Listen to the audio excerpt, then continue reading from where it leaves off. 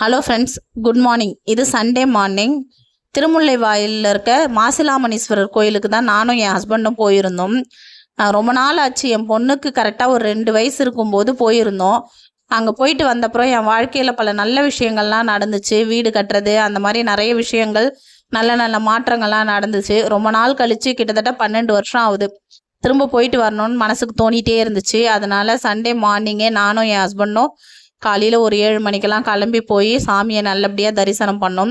மனசுக்கு ரொம்ப அமைதியாக இருந்தது. நாங்கள் அப்போ போகும்போது கோவில் ரொம்ப சின்னதாக இருந்துச்சு. இப்போ நல்லா எக்ஸ்டெண்ட் பண்ணியிருக்காங்க.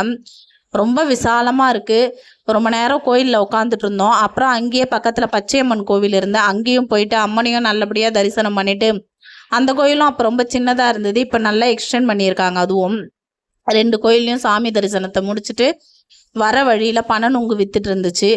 அதையும் அப்படியே வாங்கிட்டு கிளம்பி வந்தோம். காலைல டிஃபன் சாப்பிடாம போனதுனால ஹோட்டலில் டிஃபன் சாப்பிட்டு வீட்டுக்கு வந்துட்டோம்.